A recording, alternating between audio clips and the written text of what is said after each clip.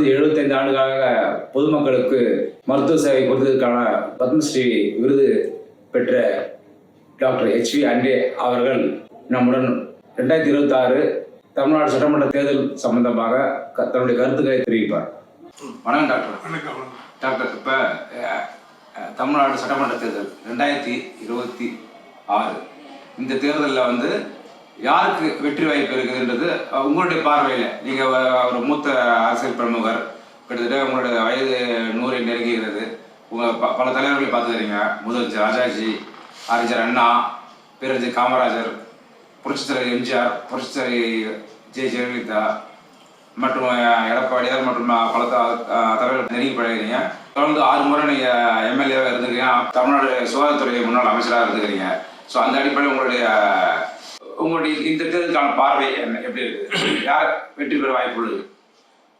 என்னை பொறுத்தவரையில் கடந்த 60 ஆண்டுகளுக்கு மேலாக 1964 முதல்ல சுயேட்சை வேட்பாளராக சென்னை மாநகரத்தினுடைய பட்டதாரி தொகுதியில் அமோகமான வகையில் வெற்றி பெற்று என்னை எதிர்த்த திமுக அண்ணானுடைய தலைமையிலே பணியாற்றி கொண்டிருந்த திமுக, ராஜாஜியினுடைய சுதந்திரா பார்ட்டி, பெருந்தலைவர் காமராஜனுடைய காங்கிரஸ் எல்லாருக்கும் டெபாசிட் இழந்தார்கள். நான் வெற்றி பெற்றேன் மேல் சபையில்.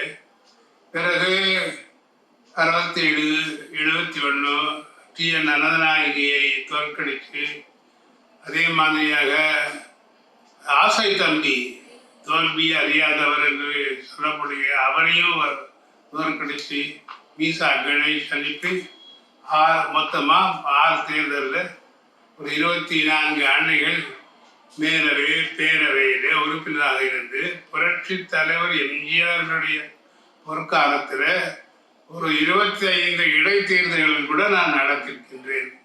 ஆகவே இந்த அனுபவத்தை வைத்து கொண்டு இப்பொழுது இருக்கக்கூடிய நிலைமை பார்க்கும்போது நம்முடைய மதிப்பிற்குரிய முன்னாள் முதல்வர், இப்பொழுது எதிர்கட்சி தலைவராக இருக்கக்கூடிய மாண்புமிகு எடப்பாடி K. பழனிசாமி அவர்கள் தலைமையில் இயங்குகின்ற இங்கே NDA அனைத்து இந்திய அண்ணா திராவிட முன்னேற்ற கழகம், பாஜக பாரதிய ஜனதா பார்ட்டி கட்சி, இதனுடைய தலைமையிலே அவர் இங்கே இயங்கி கொண்டு வருகிறார்கள்.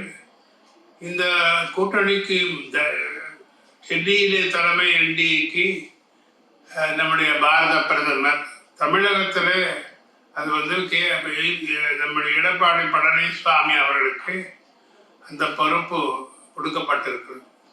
அவருடைய பரப்புரையை பார்க்கும்போது மிக நல்ல வகையிலே கூட்டம் வந்து கொண்டிருக்கிறது. நல்ல அருமையாகவும் பேசிக் கொண்டிருக்கிறார்கள், தெளிவாகவும் பேசிக் கொண்டிருக்கிறார்கள். அது மட்டும் இல்லாமல் அவருக்கு கூட்டணி பலமும் இருக்கிறது. ஒரு பக்கத்தில் பாட்டாளி மக்கள் கட்சி டாக்டர் அன்புமணி ராமதாஸ் அவர்கள் வலம் வந்து கொண்டிருக்கிறார்கள். அவருக்கு தேர்தலில் நிற்க வேண்டிய அவசியம் இல்லை. அவர் இப்பொழுது ராஜ்யசபாவில் வெற்றி பெற்ற காரணத்தினால அவர் முழு நேரத்தை இங்கே பரப்புரைக்காக பயன்படுத்த முடியும். அதே மாதிரியாக GK வாசன் அவரும் வலம் வந்து கொண்டிருக்கிறார்கள்.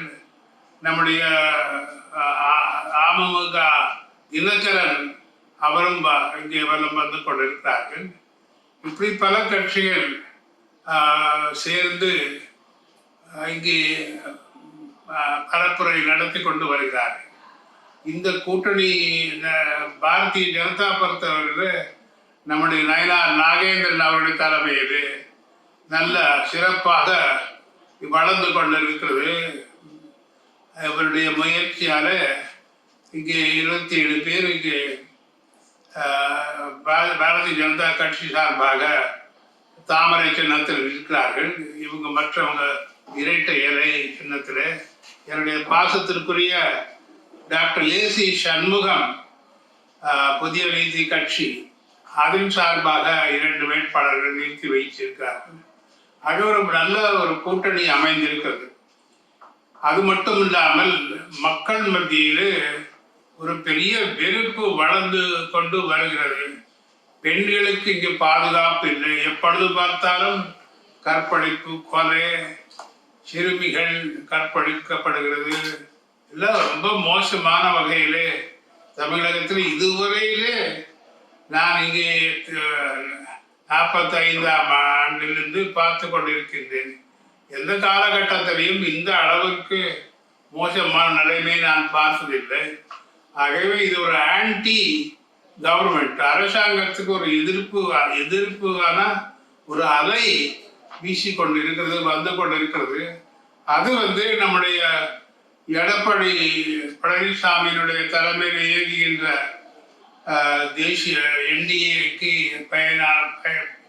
அது பயன் பெறக்கூடிய அளவிற்கு அமையும் என்பது என்னுடைய கருத்து. ஒட்டுமொத்தமாக சுருக்கமாக சொல்ல வேண்டும் என்றால், அடுத்த தேர்தலிலே நிச்சயமாக ஒரு ஆட்சி மாற்றம் ஏற்படும். அடுத்து முதலமைச்சர் என்னை பொறுத்தவரையிலே எடப்பாடி கே பழனிசாமி அவர்கள் தான் வருவார் என்று என்னுடைய கணிப்பு.